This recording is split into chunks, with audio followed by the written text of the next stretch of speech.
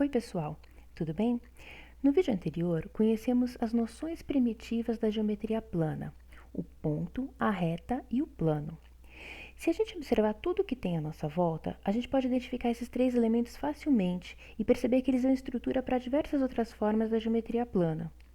Hoje, a gente vai explorar um pouco mais esses conceitos. Vamos ver as posições relativas de duas retas em um plano. Quando temos duas retas sobre um plano, elas podem assumir as seguintes situações.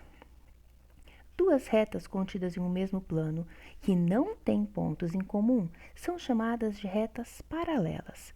Então, nós temos aqui, geometricamente, duas retas que eu tracei, as retas R e S, certo? E elas não têm nenhum ponto em comum.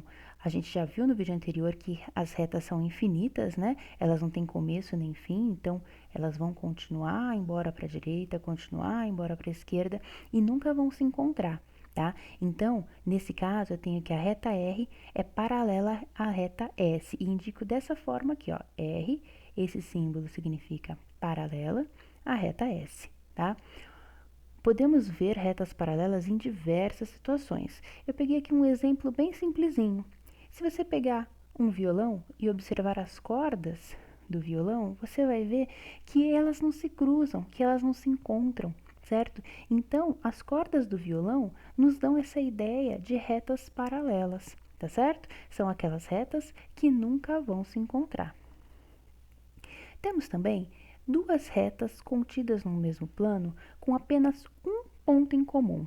Essas são chamadas de retas concorrentes, tá? Eu tracei aqui então a reta T e a reta U, e nós podemos ver que elas se cruzam em um pontinho apenas aqui no meio. Elas têm apenas esse ponto, ó, vou indicá-lo por P, em comum. E elas vão embora, não vão se encontrar mais, só vão ter esse ponto em comum, certo? A gente diz que as retas T e U são retas concorrentes. A gente demarca dessa forma. T, coloca um X aqui bem grande, né? E a letra U para indicar que a reta T é concorrente à reta U. Onde nós podemos ter a ideia de retas concorrentes? Por exemplo, nas lâminas de uma tesoura. Você pega uma tesoura e abre essa tesoura levemente, as lâminas aqui, ó, certo? Se você olhar bem, elas formam retas concorrentes, se cruzam aqui, né, nesse ponto. Se você pegar uma tábua de passar roupa e olhar as pernas da tábua de passar roupa, ó, também formam retas concorrentes aqui, se cruzando num único ponto, tá? São só dois exemplos de diversas situações que nós temos. Cruzamento de ruas e avenidas, certo? Temos vários exemplos aí no nosso dia a dia que dão a ideia de retas concorrentes. A outra situação que nós temos, a gente usa menos, mas também tem aqui na matemática. Duas retas contidas em um mesmo plano que tem todos os pontos em comum são chamadas de retas coincidentes. Elas coincidem, tá? Vamos ver se dá para enxergar aqui. Eu tracei uma reta que eu chamei de P em laranja e uma reta Q de roxo sobre ela. Fica um pouquinho ruim de enxergar porque elas estão sobrepostas por elas serem coincidentes, tá?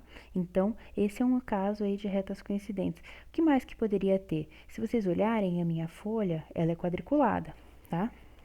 Eu posso pegar e sobre uma dessas retas aí, exatamente sobre uma delas, eu traço aqui uma reta. Então, a reta que já estava contida aqui na folha, mais clarinha, certo? E eu tracei outra por cima. Então, essas duas são retas coincidentes, ok?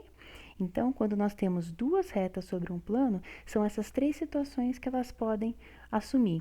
Retas paralelas, quando não tem pontos em comum, retas concorrentes que têm apenas um ponto em comum, ou retas coincidentes que têm todos os seus pontos em comum, elas estão sobrepostas, tá certo? Bom estudo para vocês e até mais.